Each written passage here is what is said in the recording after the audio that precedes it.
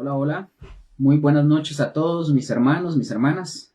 Aquí estamos un jueves más, gracias al Señor, en el estudio bíblico de hoy, jueves. Hoy estamos jueves 3 de octubre, casi digo de noviembre, pero es jueves 3 de octubre. Gracias al Señor, Él nos ha prestado la vida hasta el día de hoy. Les saludo desde aquí, desde mi casa, a todos y cada uno de los que están en el Facebook en vivo, o los que posteriormente vean esta enseñanza. Pues los saludo y los bendigo en el nombre de nuestro Señor Jesús y damos inicio al estudio bíblico de hoy. Y hoy vamos a ver algunas cositas bastante interesantes de lo que ya hemos venido viendo. Y bueno, perdón, estoy dándole el acceso a mi esposa. Aquí está, en el Meet. Ok. Un momentito, nada más una pausita para agregar algo. Para los del Meet, que voy a poner, permiso, mientras todos se conectan.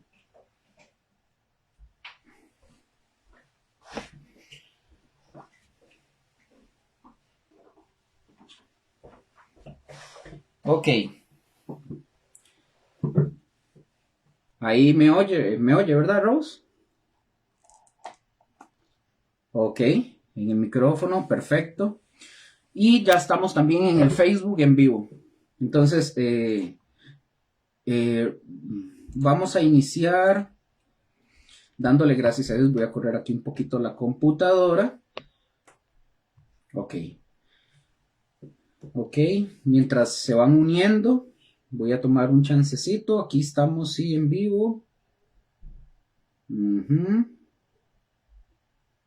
Vamos a buscar para iniciar.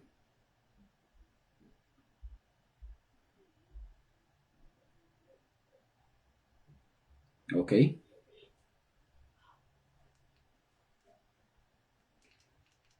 Ok. Entonces, vamos a iniciar dándole gracias al Señor. Entonces, está ahí, Rose, donde usted está. Vamos a iniciar nosotros. Bueno, dándole gracias a Dios por el día de hoy. Señor, gracias te damos por este día, por la vida que tú nos prestas. Señor, porque tú día con día nos instruyes, nos enseñas de tu palabra. No somos dignos, Señor, no somos dignos. Pero tú en tu misericordia, en tu amor, Señor, nos haces aceptos por medio de tu Hijo Jesús para llevar tu palabra, para llevar la enseñanza para aquellos también, Señor, que están deseosos de conocerte aún más como todos nosotros. Señor, ayúdanos y perfecciónanos en tu palabra, Señor, en tu palabra. Y perfeccionarnos como es tu palabra es hacernos, Señor, cada día más santos, ser más, tener una mejor capacidad también, Señor. Te damos gracias en este día, en el nombre de Jesús, y iniciamos este estudio, Señor, en el nombre de nuestro Señor Jesús y con la luz del Espíritu Santo. Amén y amén. Entonces, vamos a ver. Buenas noches a Mónica, Rose, que están ahí. Vamos a ver. Entonces, hola, buenas noches. Buenas noches, Lu. Eso, buenas noches a ambos. Ahí está el pastor Josué y la pastora Mónica. Estamos igual como les acabo de decir, estamos ahorita igual en vivo en el Facebook. Por dicha están ahí. Ahí puedo hablar con ustedes también. Entonces, vamos a iniciar. Bueno, ya iniciamos, pero la semana pasada, bueno, Josué estaba en una tarea, ¿verdad? Que haciendo una encomienda que le habían solicitado. Estaba Mónica se acordará. Terminamos la semana pasada, gracias al Señor, habíamos quedado en Mateo 25. Aquí tengo la Biblia, en un momento, para admitir a doña Marlene, ok, en el Meet. Bueno, buenas noches a doña Marlene también y a todos los que... Eso, entonces, habíamos quedado, les estaba diciendo, en Mateo terminamos la parábola de los talentos, ¿se acuerdan, verdad? Habíamos terminado en el versículo 30. Les dije que íbamos a iniciar hoy con el versículo 31 del capítulo 25 de Mateo, que ya entramos a hablar del tema del juicio de las naciones. Ahora, perdón, antes de entrar al tema del juicio de las naciones, sí les voy a pedir ahí tanto a Josué, Mónica, Rose, está ahorita al final poder orar nada más por Rose porque tiene un dolor aquí al costado, ¿verdad? Tiene un dolorcito, entonces le cuesta tiene dificultad en el movimiento. Al final podemos orar por eso. Y les voy a pedir que gracias, que con sus Biblias ustedes vayan ahí, voy a irla leyendo yo desde la Biblia porque no la tengo escrita directamente en la enseñanza, sino que lo quiero leer aquí y voy a hacer un resumen solamente de lo que ya nosotros hemos venido viendo hasta ahora para poder tocar el tema del juicio de las naciones. Entonces va a ser corto relativamente. Quiero leer y quiero que ustedes estén con sus Biblias en Mateo 24. No lo vamos a ver desde todo, porque si no, no terminamos. Pero voy a hacer un resumen desde Mateo 24. ¿Les parece? Ok. Voy leyendo y voy a hacerme un poquito para atrás, así, para poder leer y no estar con la computadora tan pegado. Mateo 24, solo por hacer un resumen, y dentro del resumen voy a ir tocando ciertas cosillas que ya ustedes y yo las hemos visto, pero para nada más recordar algunas cosas. Mateo 24, desde el versículo 1 en adelante, dice: ya nosotros sabemos que anteriormente en el capítulo 23, Jesús estaba acusando a los fariseos y a los escribas. Ustedes ya se acuerdan de eso. Pero en el capítulo 24, en el título o en el epígrafe, dice Jesús predice la destrucción del templo. En el capítulo 24.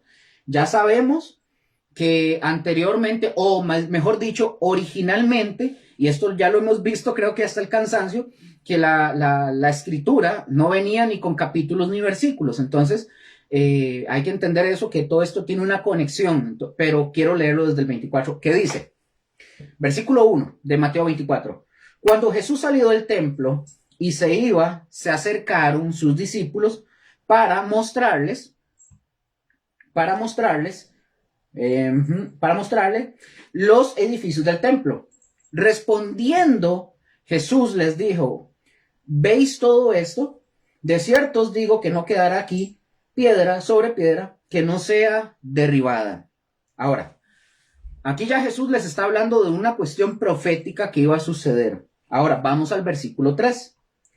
Y estando, aquí hay algo interesante, pero antes de continuar, quiero que recordemos algo importante, que damos un toquecito en el versículo 3. Recordemos algo. Esto, nosotros por lo menos, no somos eruditos, no somos expertos y no pretendemos saberlo todo, pero dentro del estudio teológico nosotros debemos aprender también a reconocer el tipo de literatura que nosotros estamos estudiando. Yo estoy diciendo esto porque yo sé que para Josué, para Mónica, Rose, incluso para doña Marlene, esto ya es conocido, pero lo estoy mencionando porque hay muchas personas que tal vez lo vean en el Facebook, tal vez no sepan ni siquiera de qué estemos hablando, muchos no lo saben. Entonces yo, por amor a aquellas personas que desconocen este tema, no lo digo por los del MIT, lo digo por las personas que lleguen a ver este video en vivo o ya después, que por amor a las personas que no tienen este conocimiento, nada más tengan un poquito de paciencia el por qué estoy explicando esto. Entonces, que de nosotros debemos de aprender a reconocer, recordemos esto, el tipo de literatura que nosotros estamos estudiando, como cuáles, Luker, bueno, voy a mencionar cuáles. La literatura, por ejemplo, narrativa o histórica, ahorita les voy a decir por qué. La literatura narrativa e histórica, esta literatura narrativa o histórica son aquellos pasajes que nosotros encontramos en la Biblia que nos están narrando a nosotros alguna cuestión de la historia o algún suceso del momento. También encontramos la literatura figurada. Es todo aquello que encontramos en la escritura en forma figurada. Por ejemplo, cuando nosotros leemos Juan 10, que habla del buen pastor, una literatura figurada. Encontramos literatura profética. Ojo, una palabra profética o una literatura profética puede tener, yo creo que en algún momento se los había mencionado, puede tener varias aplicaciones. En la literatura profética nosotros podemos cometer el error, y yo lo he visto en muchas personas que cometen este tipo de error, de relacionar una palabra profética cuando esta palabra profética no está dirigida a ninguno de nosotros.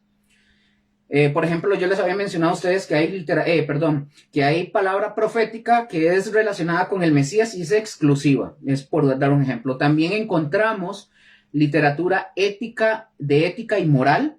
Y la literatura ética moral es aquella que nos habla de enseñanzas acerca del comportamiento, la conducta, por ejemplo, Eclesiastés, también las cartas de Pablo hablan de ética moral, etc.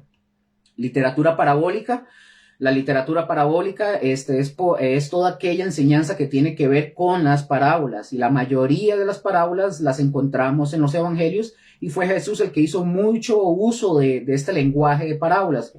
Y también recordemos que cuando estudiamos hay que entender que no podemos extraer de una parábola ciertas cosas cuando la parábola en sí ya tiene una enseñanza completa. Literatura apocalíptica también encontramos. Esta está en Apocalipsis, ya lo sabemos, pero también el libro de Daniel tiene cierto lenguaje apocalíptico. En ambos libros encontramos ese tipo de lenguaje. Y en teología, por ejemplo, se le conoce como escatología, pero aquí es este tipo de literatura. Y la última, encontramos literatura poética. La poesía dentro de la literatura hay que considerarla porque es importante. Ahora, observemos ahora sí Mateo 24:3. Esta profecía que está mencionando y dice, y él estando sentado en el monte de los olivos, los discípulos, ¿quiénes se le acercaron? Los discípulos. Correcto, se le acercaron sus discípulos aparte, diciendo, dinos cuándo serán estas cosas y señal que habrá de tu venida y del fin del mundo. Ahora, observemos, repito, que esto es de una doble aplicación, ya que esta profecía, si ustedes se acuerdan, por lo menos aquí los de Gosén, si ustedes recordamos, esta también tiene que ver con una profecía de Zacarías, ¿se acuerdan? Buenas noches, Sonia. ¿Se acuerdan de esa profecía de Zacarías 14? Sí, claro. Sí, ok. Entonces, en Zacarías 14, solo se lo voy a leer muy rápido, que está cerquita aquí. Zacarías 14, del 1 al 4, nada más lo voy a leer. Dice, Zacarías 14, he aquí, el día de Jehová viene, y en medio de ti serán repartidos tus despojos, porque yo reuniré a todas las naciones para combatir contra Jerusalén, y la ciudad será tomada, y serán saqueadas las casas y violadas las mujeres, y la mitad de la ciudad irá en cautiverio, mas el resto del pueblo no será cortado de la ciudad. Versículo 3. Después saldrá Jehová y peleará con aquellas naciones, como peleó en el día de la batalla. Versículo 4. Y se afirmarán sus pies en aquel día sobre el monte de los olivos, que está enfrente de Jerusalén al oriente, y el monte de los olivos se partirá por en medio hacia el oriente, hacia el occidente, haciendo un valle muy grande, y la mitad del monte se apartará hacia el norte y la otra mitad hacia el sur. Ahora, aquí ya nosotros sabemos que este tipo de profecía, como les había comentado, es de doble aplicación. Aquí nos está contando algo, obviamente, ¿verdad?, de Zacarías, que se dio en el momento de él, pero también recordemos que esta profecía, ojo, se cumple. Aquí está, me acuerdo muy bien, Josué, cuando se habló de esto, se cumple cuando Jesús está en el monte de los olivos. ¿Y qué estaba dando en el monte de los olivos? ¿Cuál era la enseñanza?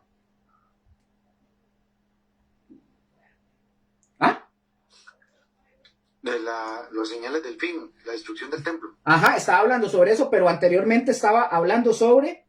sobre los ayes de los fariseos, de los escribas. Ajá, que estaba en el monte, dice... Bueno, sí, que estaba... que estaba hablando sobre eso. Entonces, nos está hablando también de cuando él llega... de hecho, si más no me equivoco, está sobre las bienaventuranzas, ¿verdad, Josué? Si más no recuerdo. Sí, el 23 es la contraparte de las bienaventuranzas. Ajá, correcto. Que esta vez, en vez de hablarle de las bienaventuranzas, le tira, le suelta más bien fuerte a los escribas y a los fariseos. Correcto, gracias, sí, gracias por eso. Se le hace un colocho a uno. Pero sí, entonces, ahí es cuando Jesús aparece, esta profecía se cumple ahí, pero quiero que recordemos algo. Si ustedes escucharon o leyeron Zacarías, ustedes escuchan que ahí Zacarías dice que va a haber un terremoto, que van a suceder varias cosas y un montón de cosas. ¿Por qué? Porque esta profecía es de doble aplicación. Esto también nos está hablando de algo que sucederá en el futuro. Ya eso nosotros lo sabemos. ¿Estamos hasta ahí de acuerdo? Sí. Pero porque eso.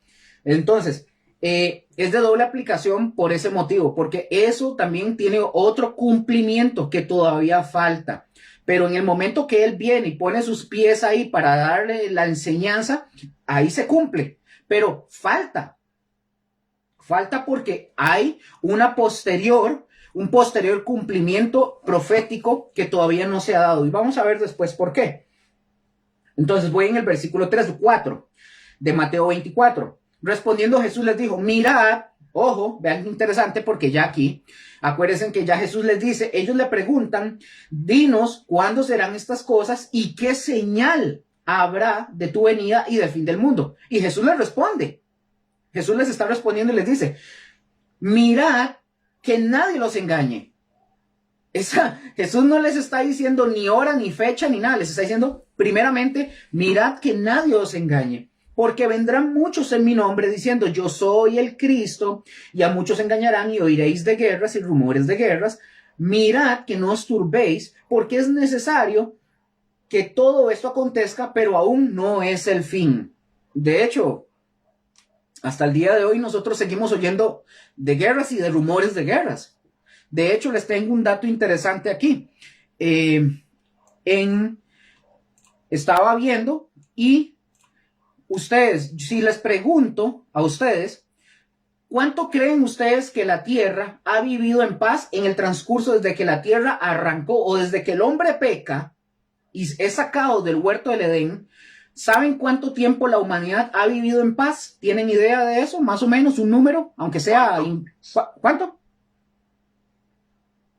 No sé. Yo digo que no. Dice Mónica que no, que nunca. Que nunca. Bueno, les comento.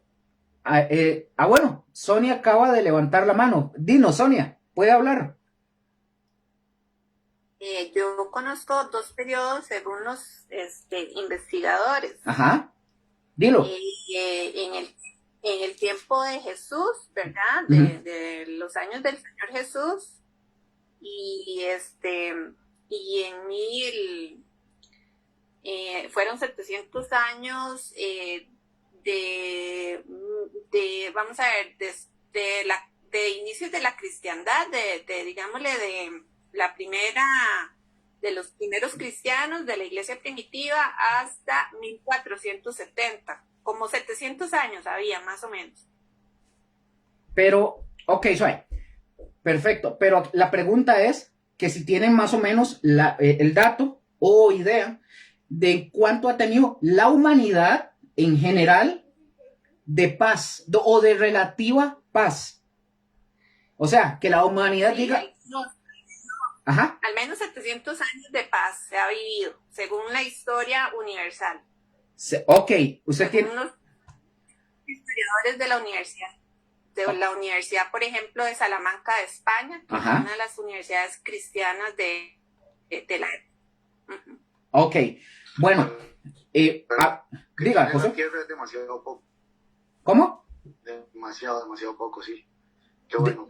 Para lo que tiene la tierra, ese dato que estaba dando Sonia. De hecho, Sonia dio... Perdón, José, sí, de hecho, perdón. Una vez la aprovechamos para saludarla a todos. De hecho, ese dato... hable, José, hable, sí, perdón. Que es muy poco, sí. De hecho, el dato que yo tengo aquí a la mano, de hecho, todavía es menor. De hecho, aquí no es contradecir, el que yo tengo dice que son 268 años de 3,400. Ahora, hay otros, Sonia me imagino que tiene ese dato, que que aquí dice de 3,400 años. O sea, solo 268. A esos 3,400 años hay que incluirle otros años, porque según los expertos, yo no soy experto en eso, dicen que la Tierra, digamos, alrededor, por lo menos el conteo de los hebreos, son aproximadamente 6,000 años. Por ahí anda. Entonces, si es así, calza justo con lo que Sonia acaba de decir. ¿De acuerdo?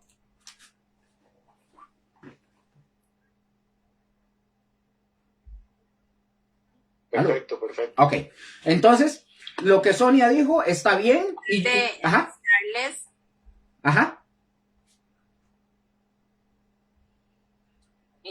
Voy a tratar de buscarles la referencia bibliográfica de los autores que lo indican y luego se los comparto. Perfecto, es más bien muchas gracias. Si lo tiene, lo puede compartir. Excelente, gracias por ese dato, porque más bien amplía la información. Gracias. Ok, entonces, continúo. Entonces dice que oiréis de guerras y rumores de guerras. Mirad que no os turbéis, porque dice que es necesario que todo eso acontezca. Aquí hay algo interesante. Dice que es necesario, o sea, tiene que pasar.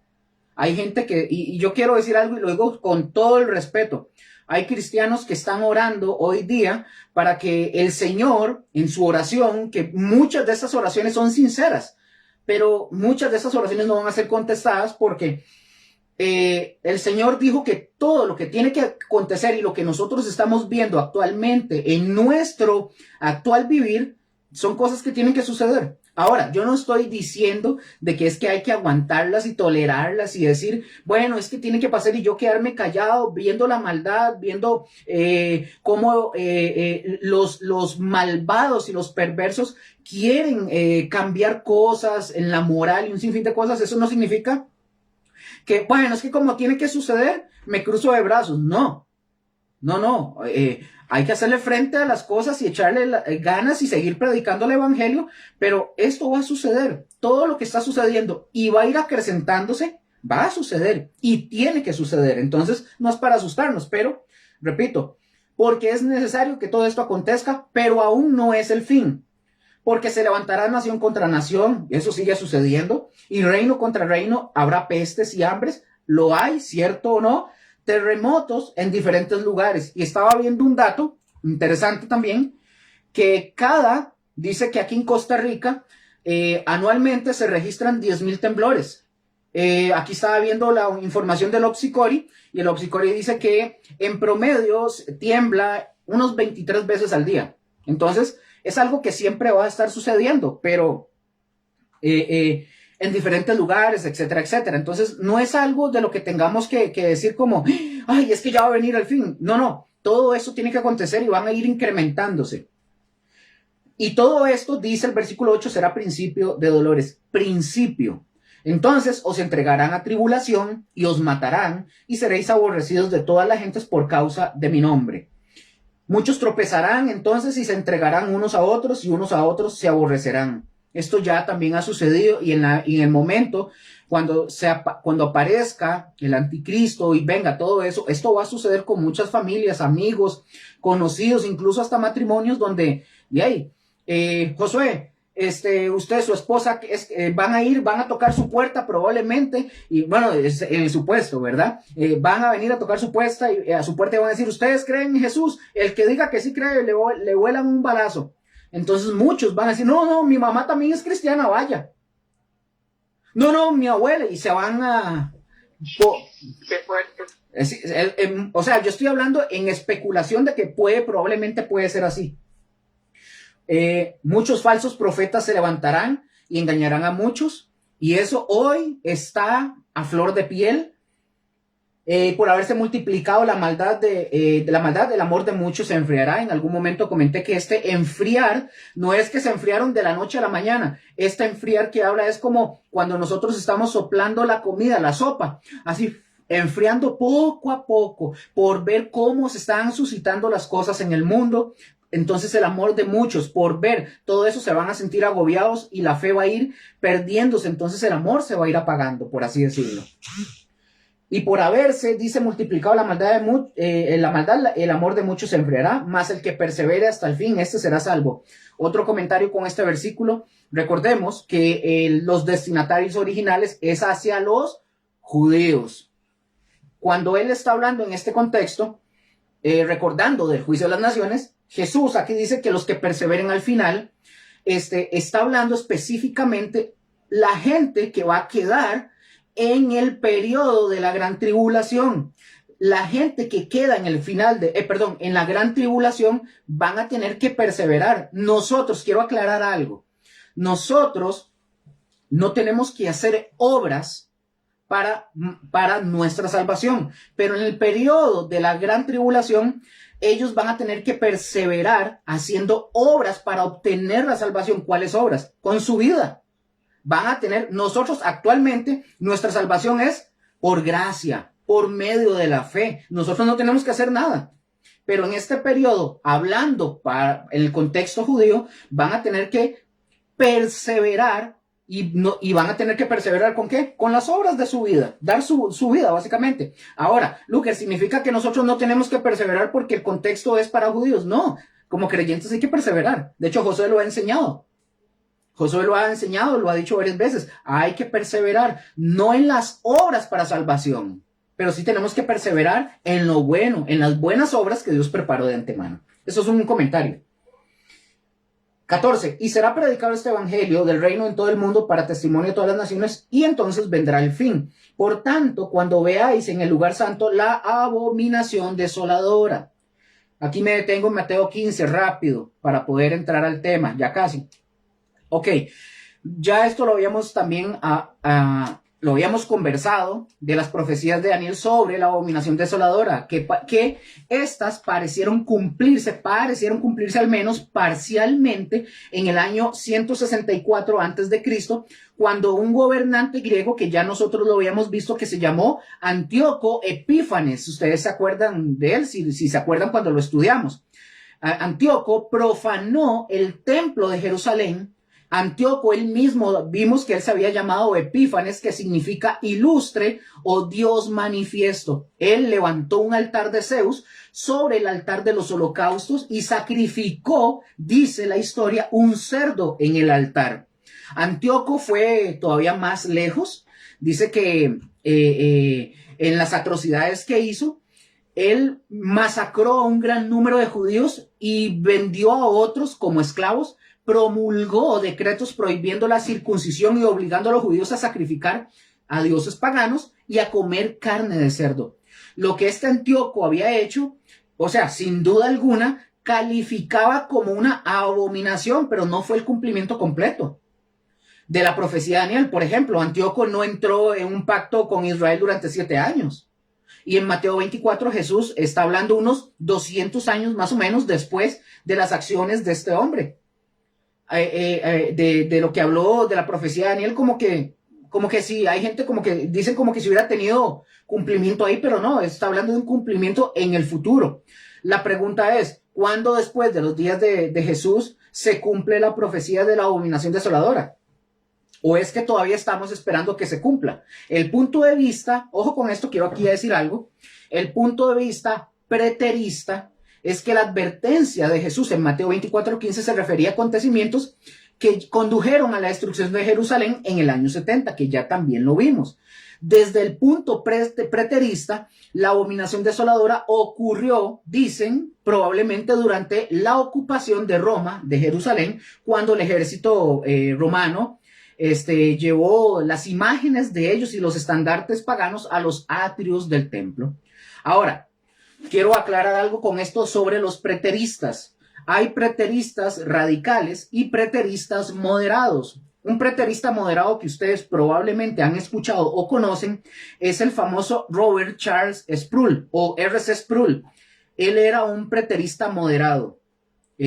Ahora, el término preterismo viene de una palabra en latín que es praeter, que significa pasado. De hecho, ustedes escuchan pretérito, ustedes entienden que está hablando de algo pasado.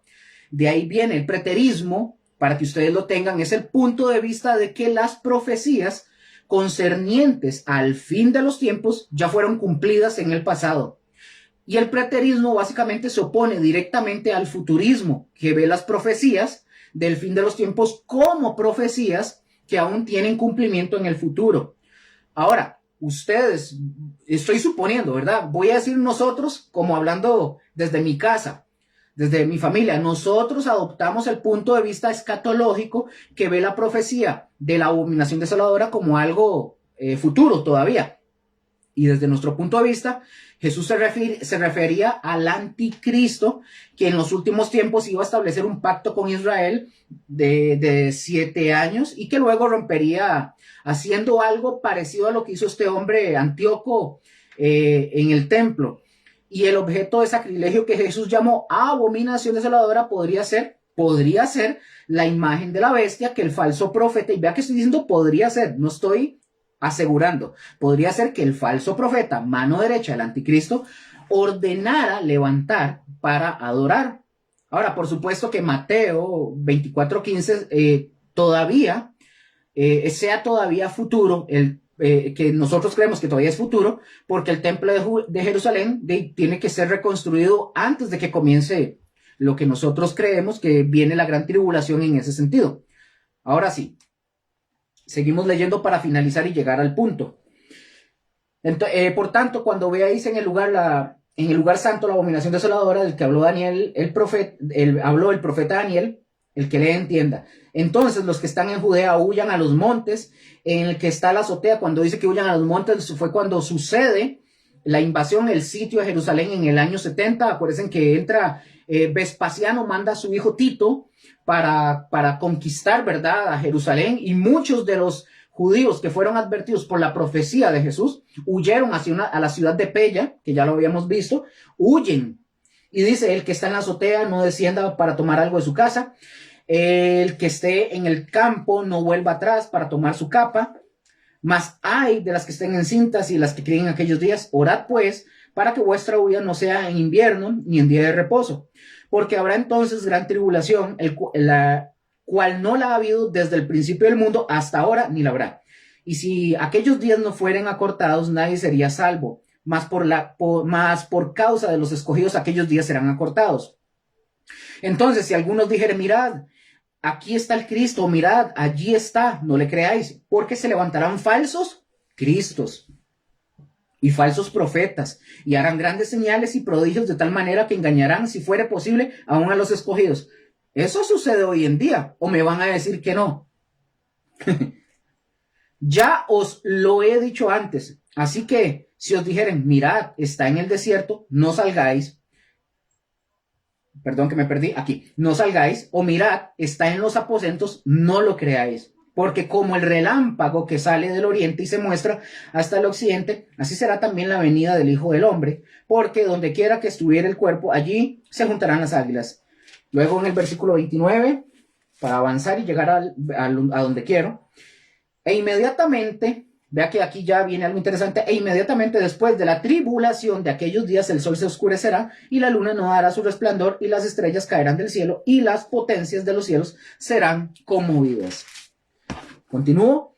Entonces aparecerá la señal del Hijo del Hombre en el cielo, y entonces lamentarán todas las tribus de la tierra y verán al Hijo del Hombre viniendo sobre las nubes del cielo con poder y gran gloria. Y enviará sus ángeles con gran voz de trompeta y juntará a sus escogidos de los 4 vientos, desde un extremo del cielo hasta el otro. De la higuera aprended la parábola, cuando ya su rama está tierna y brotan las hojas, sabéis que el verano está cerca. Así también vosotros, cuando veáis todas estas cosas, ¿cuáles cosas? Las que venía hablando sobre las señales. Estas cosas, sabéis que el verano está cerca. Perdón, otra vez me perdí. Bueno. Conoced que está cerca a las puertas. De cierto os digo que no pasará esta generación hasta que todo esto acontezca. El cielo y la tierra pasarán, pero mis palabras no pasarán. Pero el día y la hora nadie sabe, ni aun los ángeles de los cielos, sino mi Padre. Mas como en los días de Noé, así será la venida del Hijo del Hombre. Porque como en los días antes del diluvio, estaban comiendo y bebiendo, casándose y dándose en casamiento, hasta el día en que Noé entró en el arca. Y no entendieron hasta que vino el diluvio y se los llevó a todos. Así será también la venida del Hijo del Hombre. Entonces estarán 2 en el campo, El uno será tomado y el otro será dejado. 2 mujeres estarán moliendo en un molino, la una será tomada y la otra será dejada. Velad, pues, porque no sabéis a qué hora ha de venir vuestro Señor. Pero sabed esto, que si el padre de familia supiese a qué hora el ladrón habría de venir, velaría y no dejaría minar su casa. Por tanto, también vosotros estad preparados, porque el Hijo del Hombre vendrá a la hora que no pensáis. ¿Quién es, pues, el siervo fiel y prudente, al cual puso su Señor sobre su casa para que les dé el alimento a tiempo? Y ya habíamos dicho que por lo menos este versículo ya apuntaba o nos daba luz de lo que iba a tocar en la parábola de los talentos. Bienaventurado aquel siervo al cual cuando su Señor venga le haya haciendo así. De cierto os digo que sobre todos sus bienes le pondrá. Pero si aquel siervo malo dijera en su corazón,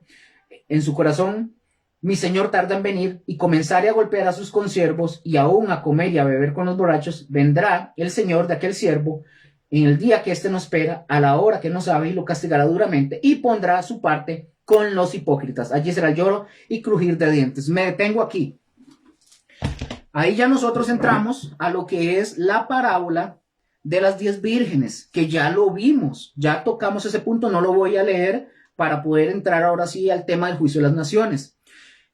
Después de la parábola de las 10 vírgenes entramos con la parábola de los talentos, que fue con la que finalizamos la semana pasada. Hasta aquí vamos claros. Lo que quería era darles como el contexto del por qué ya habíamos visto todo y el por qué vamos a entrar al juicio de las naciones, porque todo tiene un ligue, una unión. O sea, todo lo que veníamos hablando era justamente para el Señor poder hablarles a ellos de este juicio de las naciones. ¿Estamos claros hasta ahí?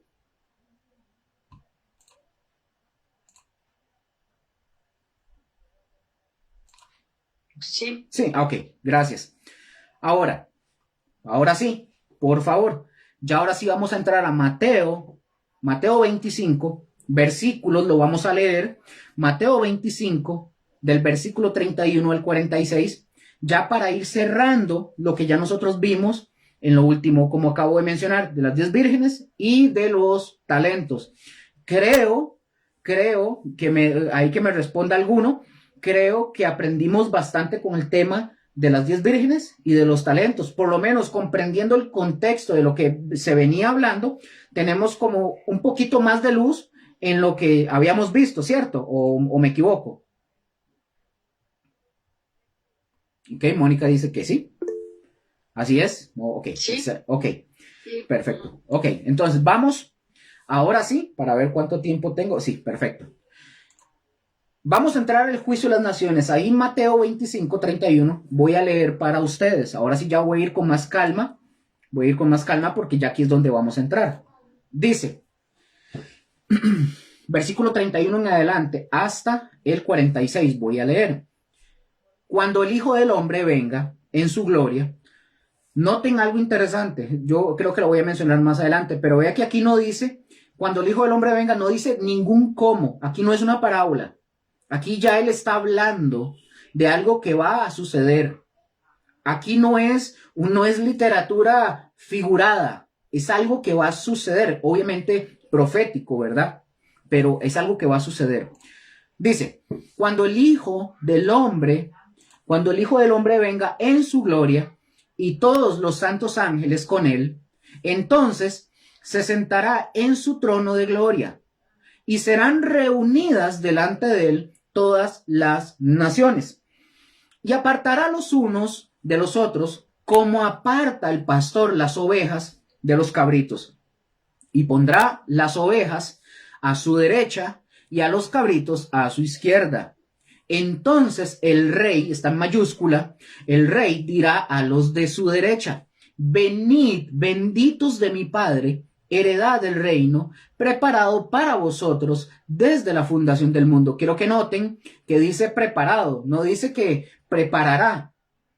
Ya está listo, preparado desde la fundación del mundo. Es decir, él no está corriendo, ya está listo. Los campos están listos. Porque tuve hambre, vean qué interesante, porque tuve hambre y me disteis de comer. Tuve sed y me disteis de beber. Fui forastero y me recogisteis. Estuve desnudo y me cubristeis. enfermo y me visitasteis, en la cárcel y vinisteis a mí. 37. Entonces los justos le responderán diciendo, Señor, ¿cuándo te vimos hambriento y te sustentamos, o sediento y te dimos de beber? ¿Y cuándo te vimos forastero y te recogimos, o desnudo y te cubrimos? ¿O cuándo te vimos enfermo o en la cárcel y vinimos a ti? Y respondiendo el rey les dirá, de cierto os digo que en cuanto lo hicisteis a uno de estos mis hermanos más pequeños, a mí me lo hicisteis, dice el Señor. Versículo 41. Entonces dirá también a los de la izquierda. ¿A los de las qué? De la izquierda. Apartaos de mí, malditos, al fuego eterno preparado para el diablo y sus ángeles, porque tuve hambre y no me disteis de comer, tuve sed y no me disteis de beber, fui forastero y no me recogisteis, estuve desnudo y no me cubristeis, enfermo y en la cárcel y no me visitasteis. 44. Entonces también ellos le responderán diciendo, Señor, ¿cuándo te vimos hambriento, sediento, forastero, desnudo, enfermo o en la cárcel y no te servimos?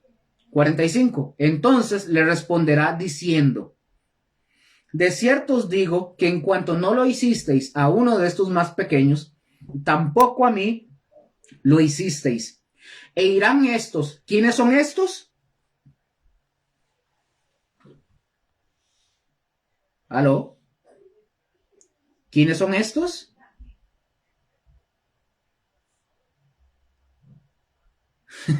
Bueno, estos, los de la izquierda. E irán estos al castigo eterno y los justos a la vida eterna. Ahora, me detengo un segundo. Aquí terminamos esto, lo que habla del juicio de las naciones, hasta el versículo 46, porque ya después de ahí entra el capítulo 26. Pero vamos aquí. De una vez, vamos a ver de una vez. De una vez, ustedes y yo ya podemos observar que en el versículo 1, otra vez, encontramos una conjunción. ¿Cuál es esta conjunción? ¿Cuándo? Y ya nosotros habíamos hablado de eso. ¿Cuándo?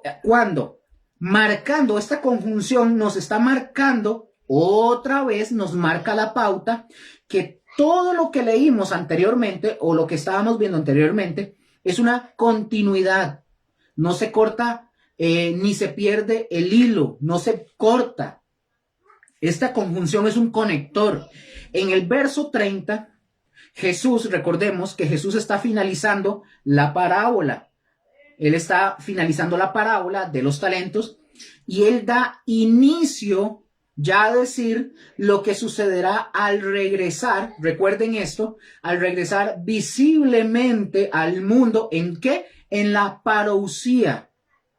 En la segunda venida de él. Recordemos que la venida de Cristo, nosotros por lo menos creemos que se da en 2 etapas. Rapto, la iglesia es quitada, ¿verdad? Ya eso lo sabemos. Y 7 años de la gran tribulación, y luego él aparece en lo que nosotros conocemos como la parousia, o sea, la venida de él ya visible. Aquí, mis hermanos, hay varios detalles que ustedes y yo tenemos que observar. Y voy un poco lento para poder ir comprendiendo. Recordemos, y también porque, oiga, solo eso Josué me va a entender creo que muy bien. Estar hablando como que uno necesita tener agua o algo cerquita porque se le va secando a uno la boca y es complejo hablar así. Pero bueno, vamos. Entonces, como dije, hay varios detalles que tenemos que observar. Recordemos que ya habíamos mencionado que este juicio de las naciones no es el juicio final. No es el juicio final. Aquí hay una confusión con algunas personas que creen que es el juicio final, pero no es el juicio final. Ya habíamos estudiado en lecciones anteriores los que habían diferentes juicios. Ustedes se acuerdan, yo les di un listado de los juicios que ya se dieron y de los que se van a dar. ¿Se acuerdan de eso? Supongo. Espero que sí. Que se dieron y los que vendrán. Dentro de estos juicios que vimos, nosotros debemos diferenciar de las naciones al del juicio final. Hay que diferenciarlo. Luker, me dirán, Luker, ¿por qué no es el juicio final? Por varias razones muy sencillas. Una de ellas es porque el texto nos está enseñando eso claramente, que está hablando de la segunda venida de Jesús, empezando por ahí. Es decir, la llegada visible en lo que nosotros conocemos como el Armagedón, lo que la palabra nos habla a nosotros como el Armagedón. Y no se ve, y ojo con esto, no se ve, por lo menos, Jesús no da, ojo con esto, Jesús no da la alusión de que es el juicio final. No da la alusión, ya que si fuera así, se estarían omitiendo varios hechos, como por ejemplo, ¿cuáles hechos? Si fuera el juicio final, ¿cuáles hechos se estarían omitiendo? Los 1000 años del reinado de Jesús en la tierra, por ejemplo, las promesas de los pactos y su cumplimiento hacia los judíos, y ojo, entre otras.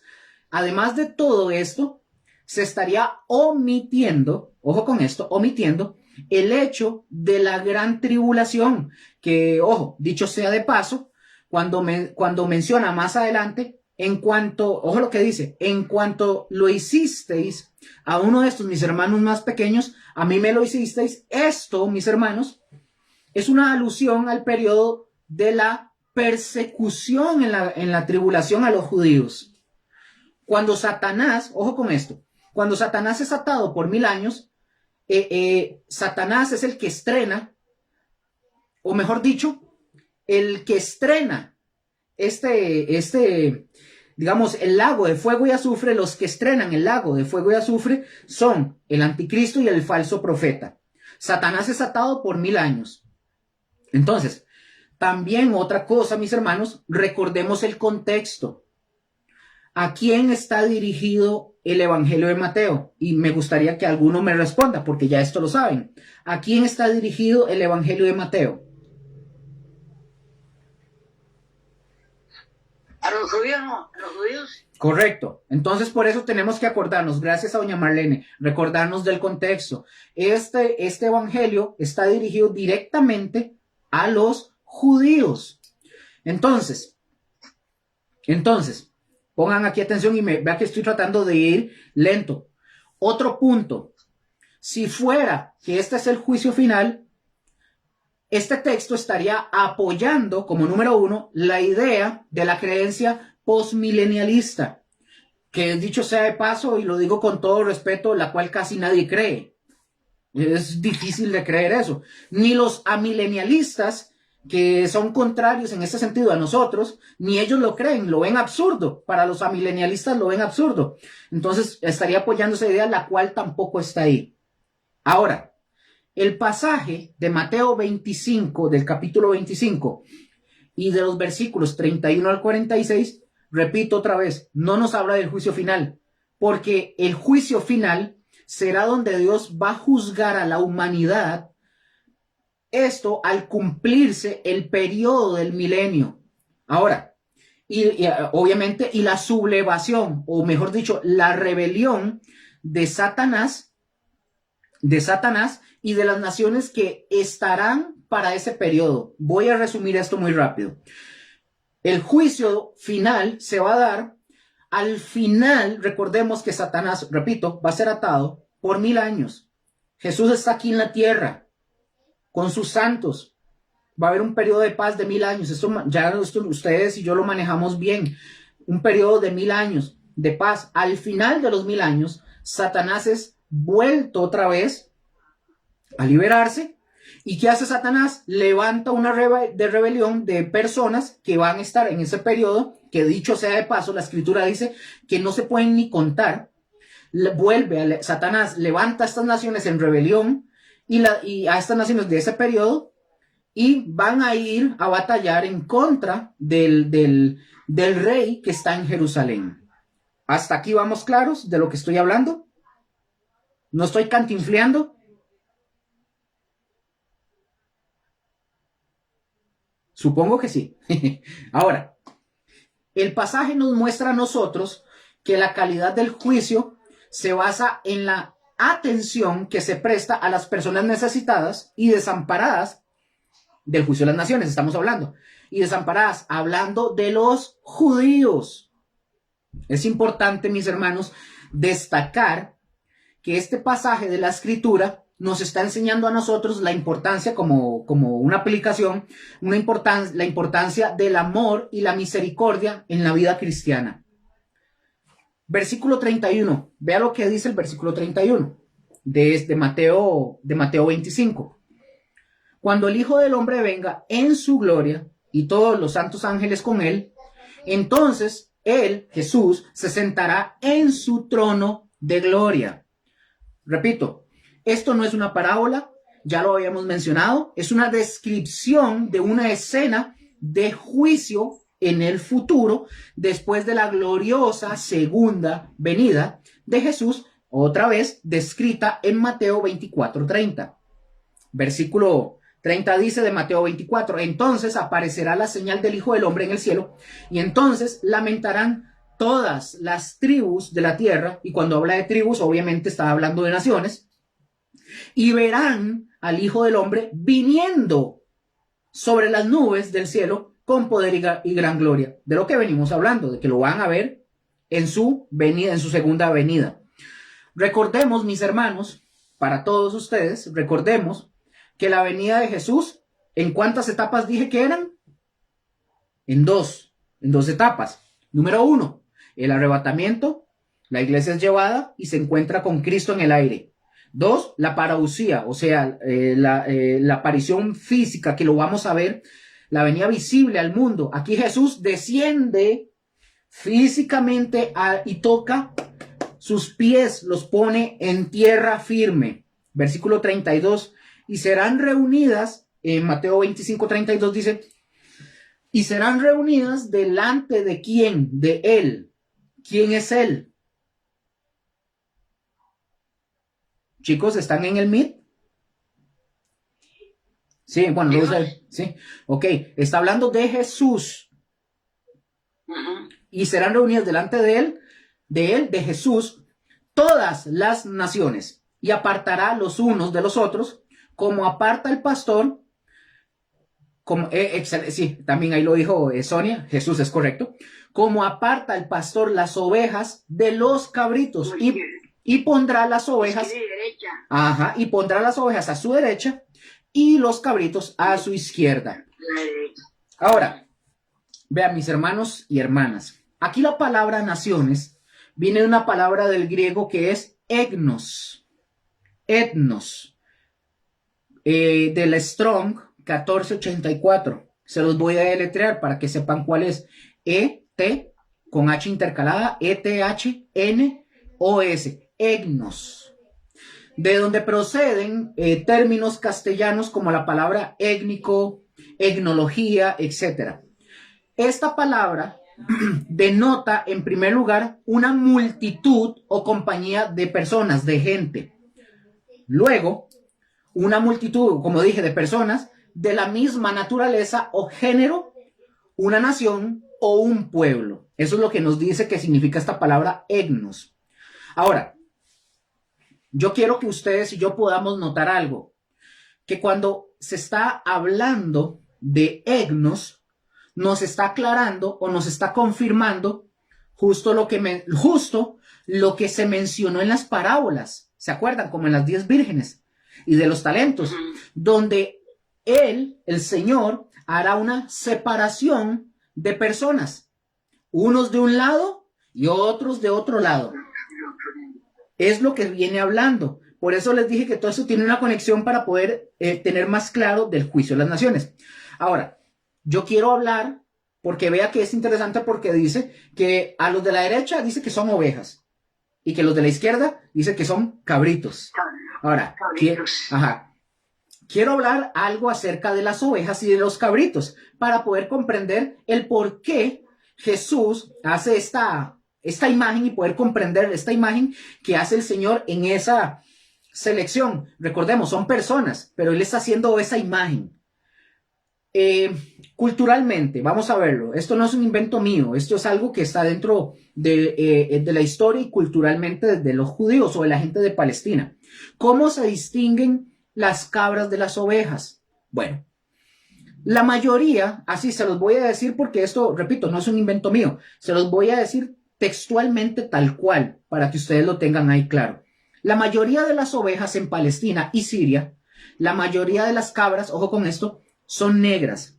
A las cabras, pongan atención, les gustan las laderas de las montañas rocosas, mientras que las ovejas prefieren las llanuras o los valles. A las cabras les gustan especialmente las hojas tiernas de los árboles, mientras que las ovejas prefieren la hierba.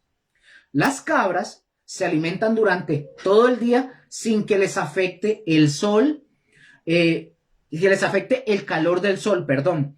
Y cuando la luz del sol dice que es muy caliente, las ovejas se echan bajo un árbol o a la sombra de una piedra, o en el rústico abrigo, dice lo cultural, en el rústico abrigo preparado por el pastor con ese propósito. Vean qué interesante para que vayan diferenciando eso. Ahora, por ejemplo, el libro del Cantar de los Cantares menciona este tipo de descanso de las ovejas que dice en Cantares 1:7, hazme saber, oh tú a quien ama mi alma, donde cesteas al mediodía. Ojo con esto. Las cabras, estoy hablando de los animales, las cabras son, dicen ellos, son más intrépidas, dicen que son más aventureras, son más juguetonas, más aptas para ascender a los lugares más peligrosos, más aptas para introducirse en los lugares sembrados. Dice que son más caprichosas, son más vigorosas y son más difíciles de controlar que las ovejas. En resumen, las ovejas son dificilitas de manejar porque son independientes. Las cabras son más dificilitas de manejar porque son más independientes. ¿Estamos hasta ahí para seguir con otra? Ojo, como hacían la separación de cabras y ovejas, en este caso los pastores. Estoy hablando de los animales en lo natural. Y también el por qué Jesús hace esa comparación o esa imagen del juicio, ¿verdad? En ciertas ocasiones, en esta separación de cabras y ovejas, en ciertas ocasiones se hace necesaria la separación de las cabras de las ovejas, aun cuando estas y las otras sean cuidadas por el mismo pastor. Ellas, o sea, las cabras y las ovejas, no pastan bien juntas, o sea, no comen juntas bien, no se llevan. Y así a menudo se necesita traerlas por separado mientras están pastando. Se cuenta que un doctor llamado John Bradus visitó Palestina. Dice haber visto a un pastor guiando su rebaño de ovejas blancas y cabras negras. Dice que todas revueltas. Cuando él fue al valle, habiéndolas guiado a través del valle de Sarón, él se volvió y se enfrentó al rebaño. Cuando una oveja se le acercaba, él la tocaba con su largo cayado del lado derecho de la cabeza, y ésta rápidamente se movía a la derecha. Si una cabra se le acercaba a él, él la tocaba en el lado contrario, ella se iba a la izquierda. Este es el cuadro que Jesús tenía en la mente al hablar de aquellas enfáticas palabras cuando dice, y serán reunidas delante de él todas las gentes y las apartará los unos de los otros, como aparta el pastor las ovejas de los cabritos, y pondrá las ovejas a su derecha y a los cabritos a la izquierda.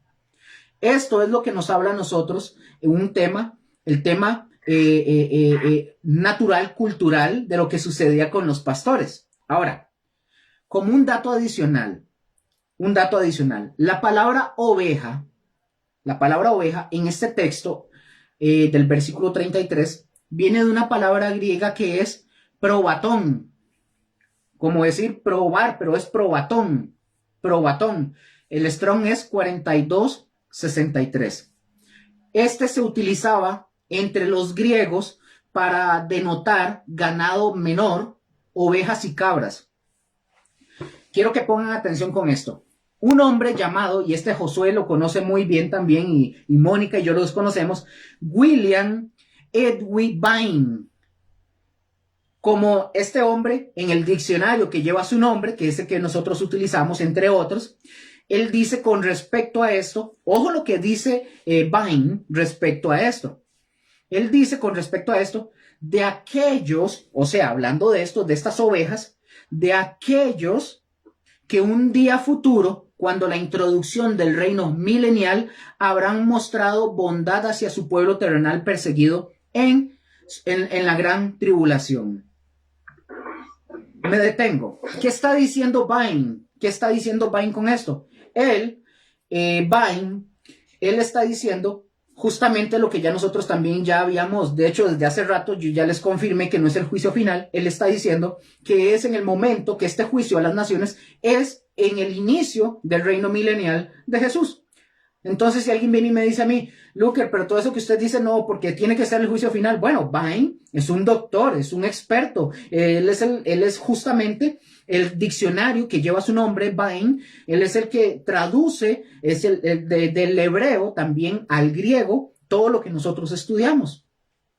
Entonces, a alguien que me diga a mí, no, es que es el juicio final, bueno, va a tener que debatir con una persona como él. Obviamente él ya no existe, ¿verdad? Él murió hace muchísimos años, pero van a tener que debatirse con una persona, con un erudito, con un experto de hebreo y de griego.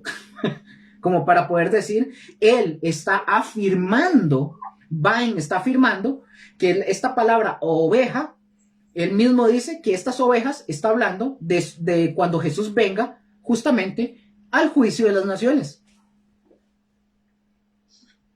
Entonces, no hay duda alguna de que este juicio de las naciones no es el juicio final.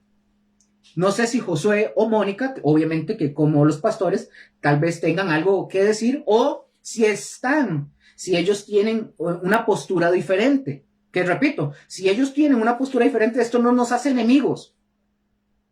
Pero lo que digo es que no sé si tienen algo que aportar respecto a esto.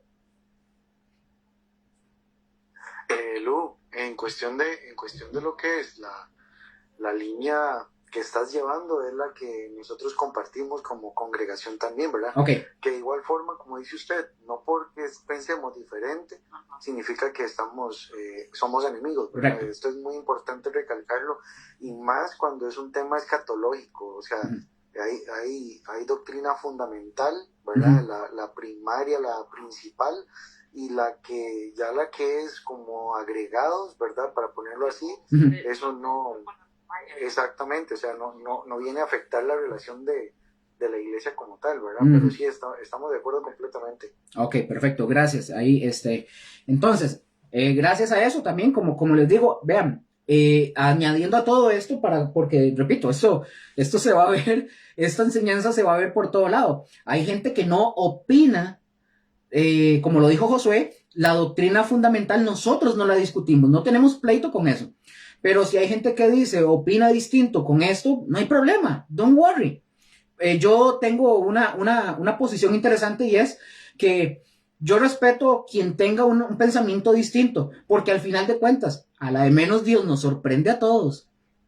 A la de menos Dios, cuando venga el Señor, tal vez lo que nosotros pensamos o como lo interpretamos, tal vez sea diferente.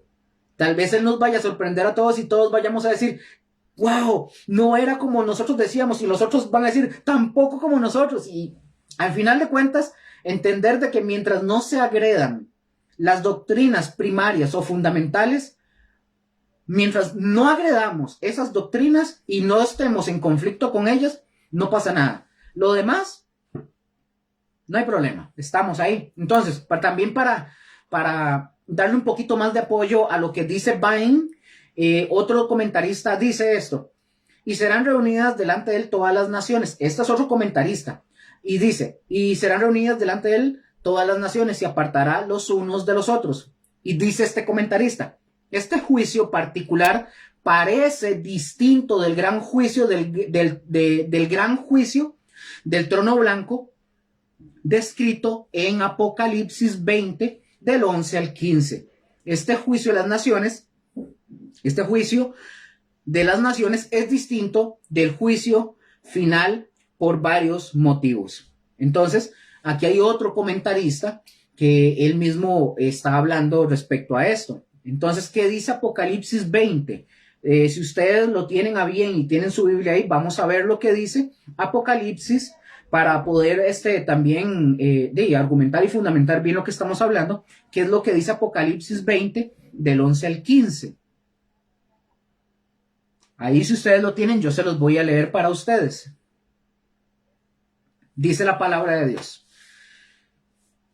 Y vi, ojo lo que dice, y vi un gran trono blanco y al que estaba sentado en él, de delante del cual huyeron la tierra y el cielo, y ningún lugar se encontró para ellos. Y luego dice el versículo 12, y vi a los muertos grandes y pequeños de pie ante Dios, y los libros fueron abiertos, y otro libro fue abierto, el cual es el libro de la vida. Y fueron juzgados los muertos por las cosas que estaban escritas en los libros, según sus obras.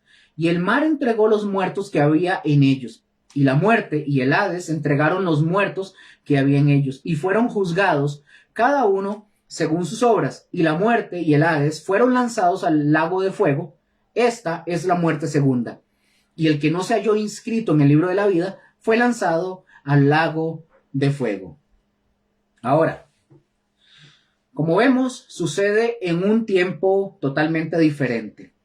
El gran juicio del trono blanco de Apocalipsis 20, del 11 al 15, claramente sucede después del reinado de 1000 años de Jesús y de sus santos, de nosotros, sus santos, aquí en la tierra. El juicio de las naciones de Mateo 25 sucede, mis hermanos, inmediatamente después del glorioso regreso de Jesús aquí a la tierra. Ese es el juicio de las naciones. Ahora,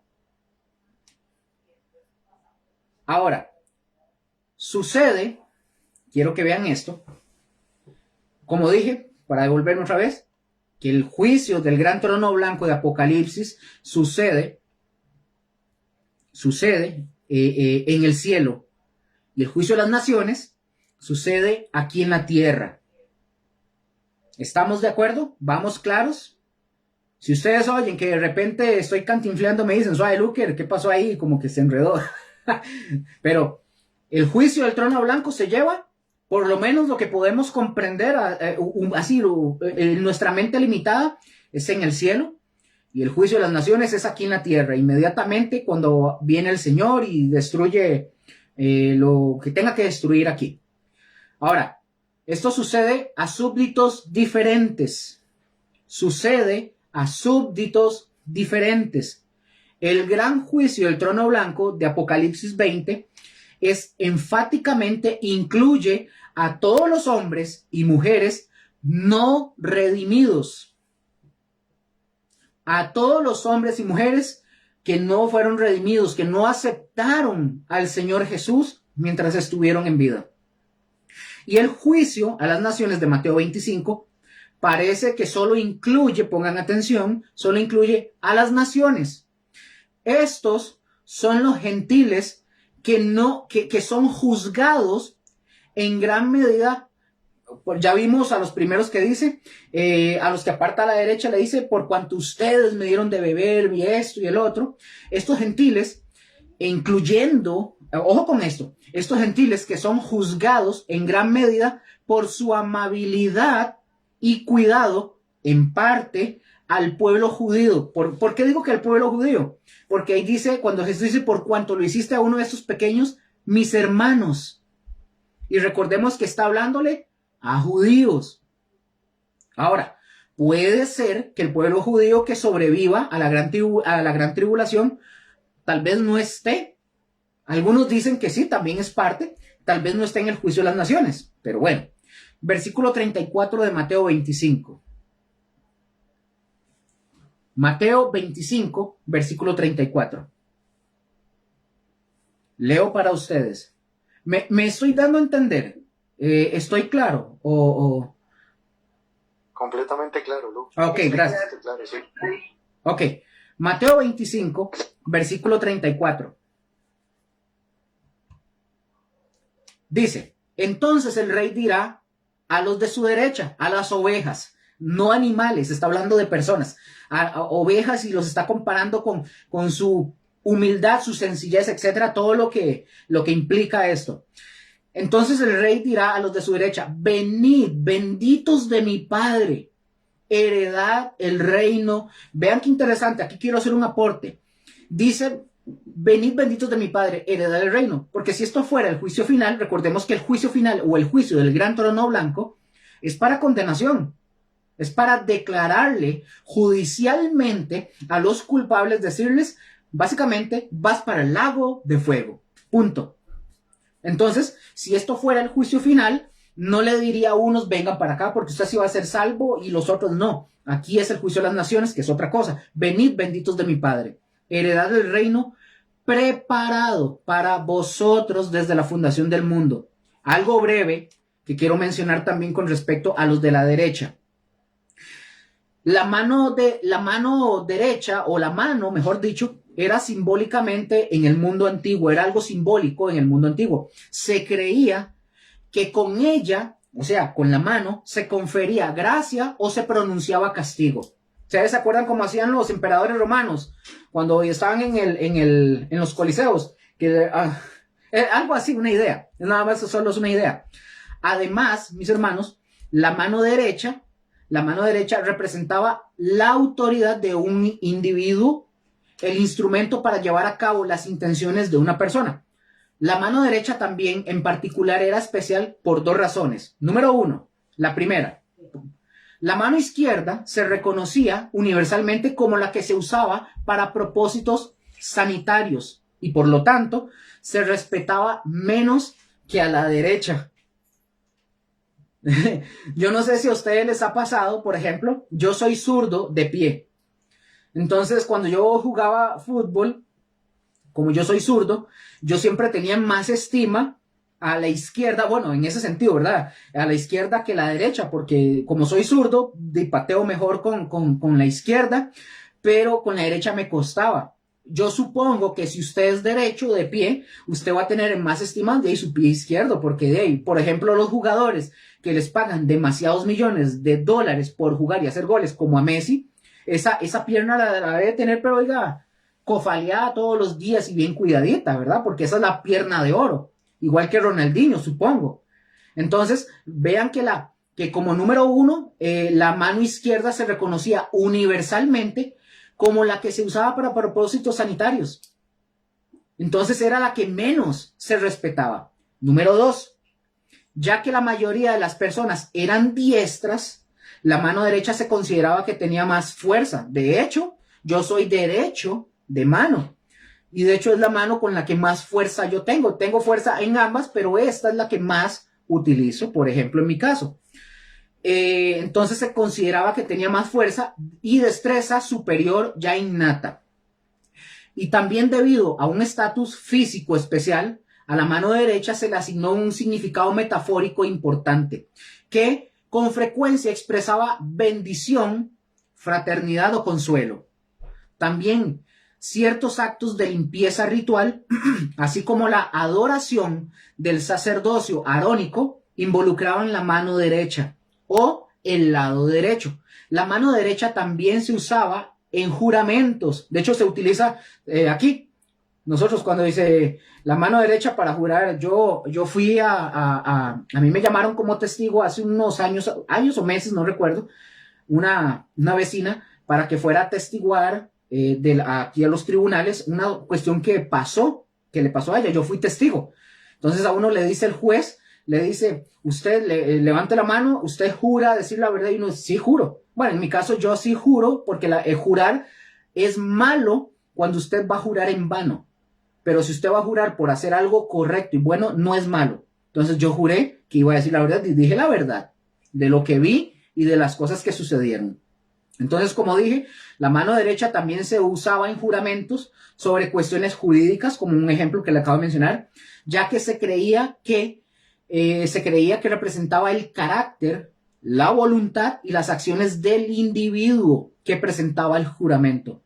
En la literatura, por ejemplo, la mano derecha personifica el carácter y las enseñanzas de un rey o de una deidad, mientras que en la Biblia, por ejemplo, en la Biblia hebrea, representa la fuerza y la provisión máxima de Dios para su pueblo, cuando dice la mano de Dios.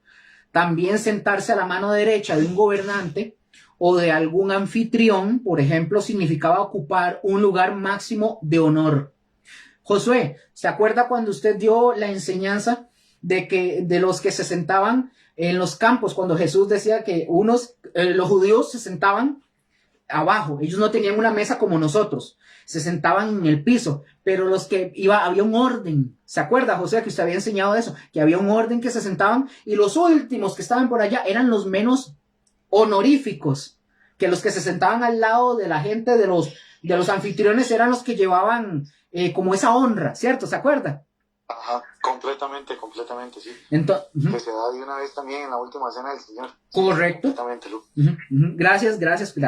Entonces, vemos que sentarse, como lo acabamos de mencionar, a la mano derecha de un gobernante o de un anfitrión, significaba ocupar un lugar de máximo honor, y esta posición se consideraba un indicador de poder y la autoridad del que lo ocupaba. La persona que se sentaba a la derecha del rey, por ejemplo, era como en el modismo actual, su mano derecha. La persona que actuaba como el agente principal de la autoridad, por ejemplo, del rey, a través de quien él llevaba a cabo su trabajo más importante. Además, sentarse al lado derecho era una declaración de fraternidad y favor entre la figura central y el individuo honrado de tal manera. Entonces, mis hermanos, Jesucristo se presenta, por ejemplo, en varias veces en la Biblia como sentado a la mano derecha de Dios el Padre, por toda la eternidad. Y en el griego se usa la derecha en oposición a la izquierda y metafóricamente de poder y autoridad, así como de un puesto de honor. Mónica, dime. Bueno, soy yo. Habla.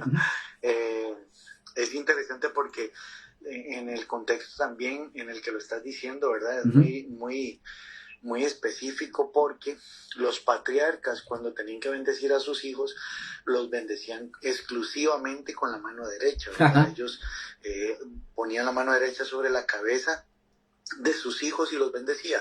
Pero también ponían, ¿verdad? Ellos cuando hacían una promesa, un juramento, o pedían que dijeran la verdad, el que estaba delante del patriarca, decían que la mano derecha de él tenía que ponerla sobre el muslo del patriarca. Entonces la mano derecha era como una letra de cambio prácticamente para ellos. Era la confianza, la seguridad de que eso que estaban diciendo era la verdad.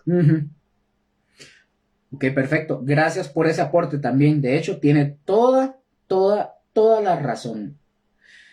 Y es interesante, es bastante interesante porque, de hecho, todavía, como le dije, como había dicho, este lugar de la mano derecha, yo lo aplico. Mi mano derecha, por ejemplo, para mí es la honorable, porque con ella escribo, con ella dibujo, pinto, y se los voy a decir desde mi punto de vista. Yo cuando estaba chiquillo, como yo dibujaba y las sombras y hacía todo ese tipo bueno, todavía dibujo y pinto, yo ponía mi mano izquierda y decía, no, usted no sirve, según yo, ¿verdad? Y yo con la derecha hasta le hacía yo así, las avecitos le daba.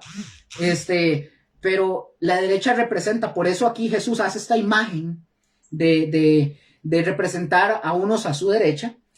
Ok, quiero aclarar algo. Muy probablemente no es que tal vez, aquí estoy suponiendo, tal vez no es que literalmente Jesús va a poner a unos a la derecha, porque él está haciendo algo o explicando, como diciendo, estos son porque él lo dice, estos son los malditos y estos son los hijos, los bendecidos de mi Padre.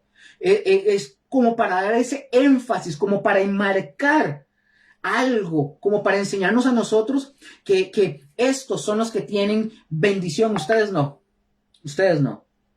Ustedes no los quiero ni ver, es más, hasta me huelen feo, seguramente podría hasta decirse.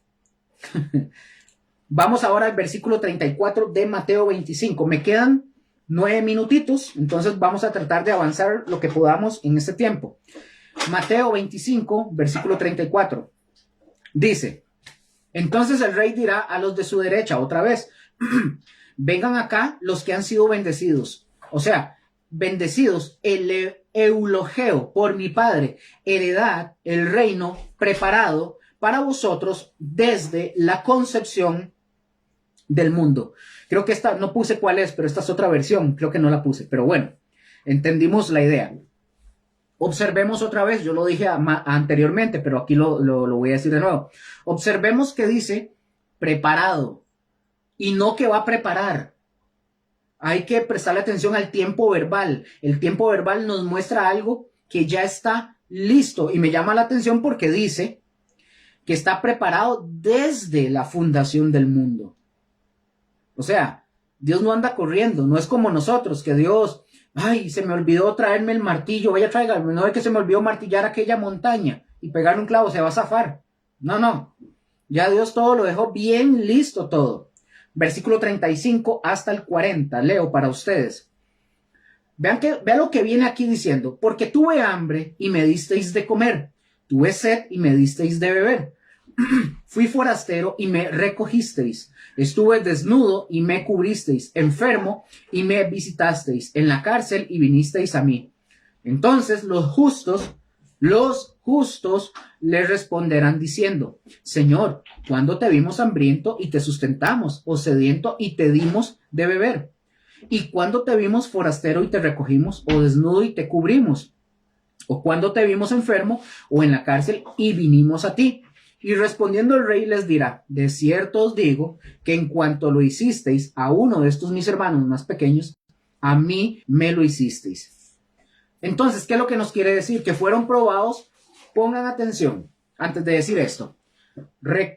Reitero, en el contexto, este mensaje es enviado a judíos. El Evangelio de Mateo está escrito a judíos. Entonces, con esa idea en mente, recordemos que él está hablando a judíos. Entonces, fueron probados en base a sus obras.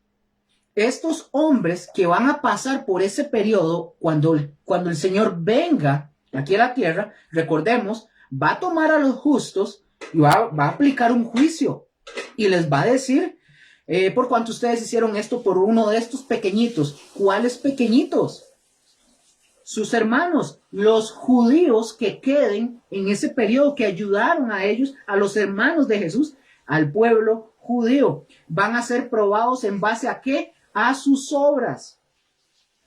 Ellos no van a ser salvos por la gracia, porque en ese periodo no. Nosotros estamos, recordemos esto, nosotros somos salvos por gracia, por medio de la fe, no por lo que nosotros hagamos.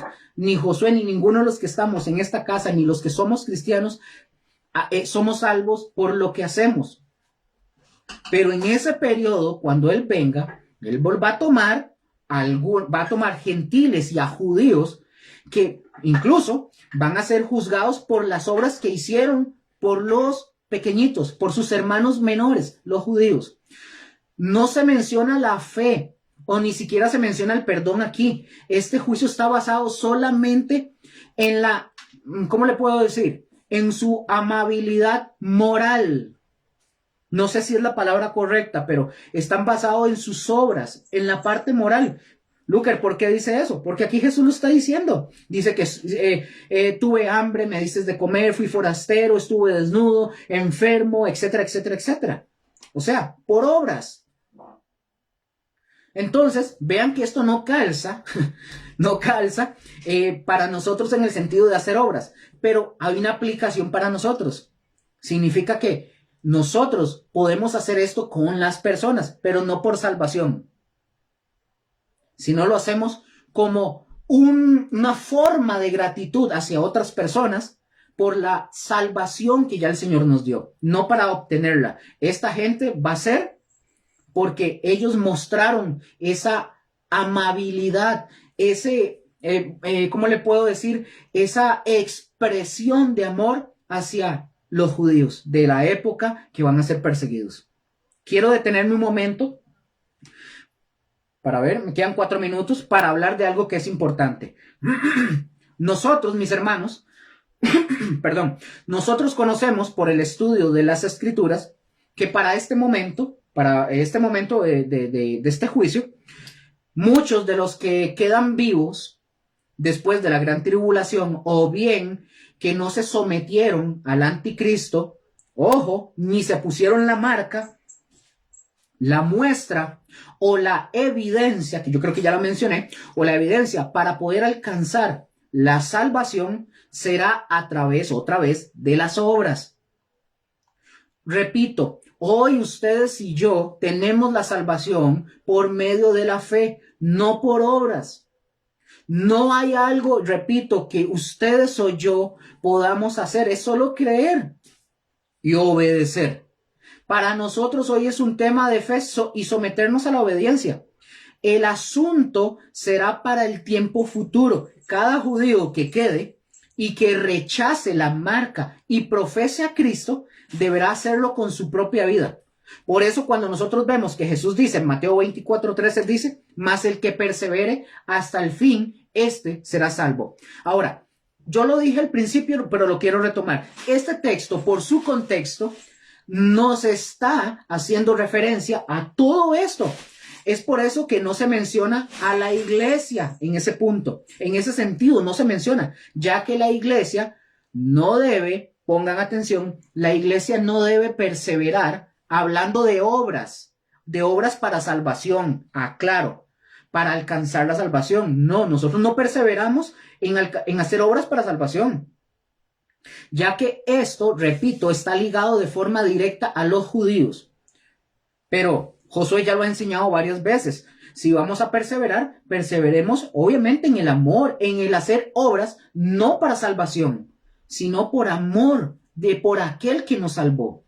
¿Me doy a entender hasta este punto? Completamente. Ok.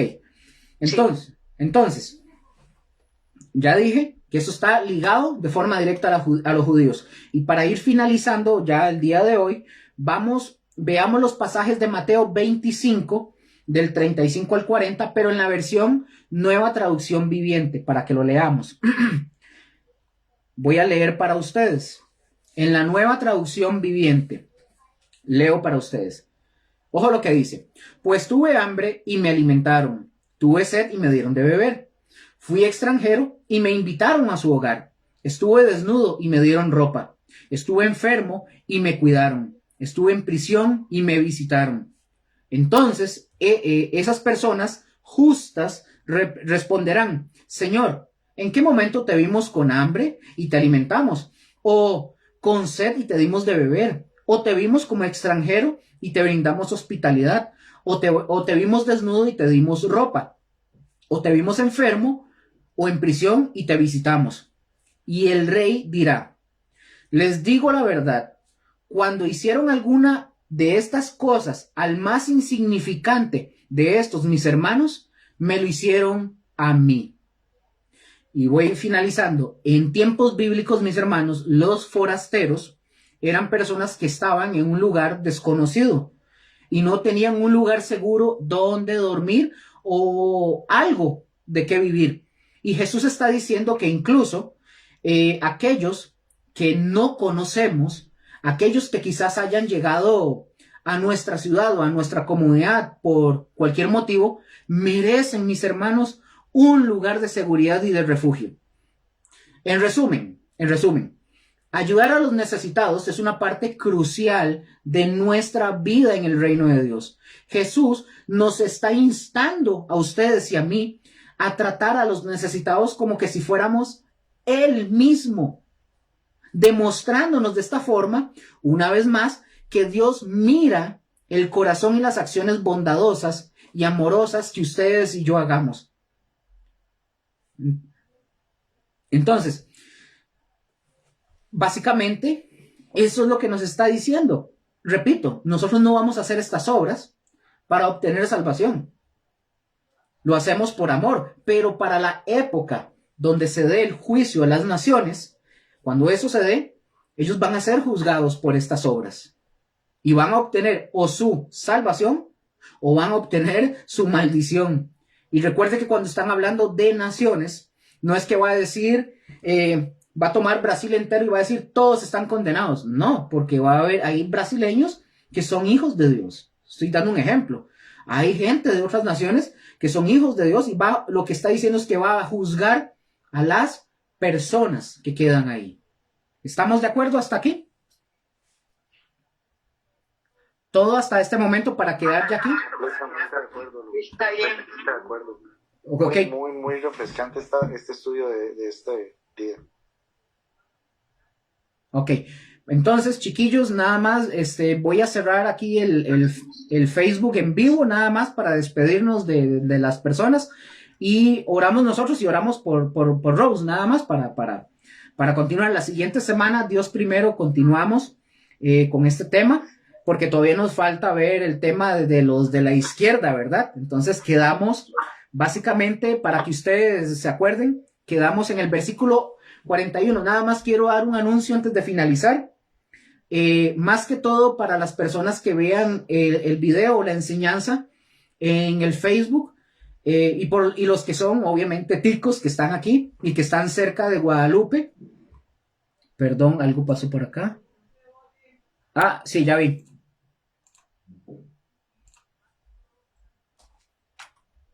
Para ver.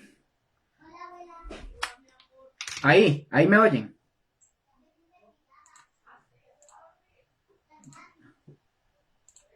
¿Ahí me oyen?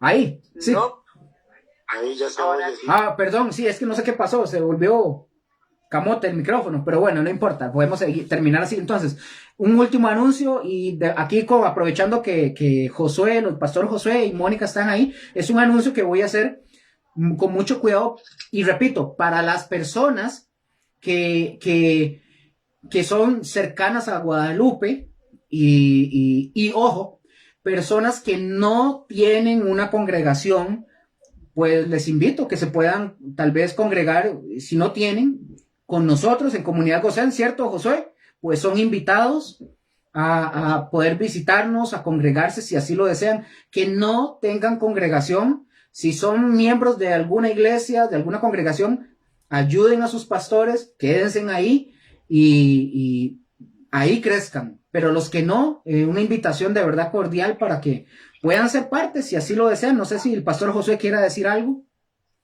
Claro, siempre van a ser bienvenidos y con los brazos abiertos. Y lo más importante es que, como siempre lo decimos, ¿verdad? La palabra de Dios es la autoridad en la iglesia. Correcto. Ok, no, y ya con esto voy a despedirme de la gente del Facebook, ya casi nos vamos nosotros. No se vayan ustedes del Meet. Entonces nos veremos en la siguiente. Dios primero.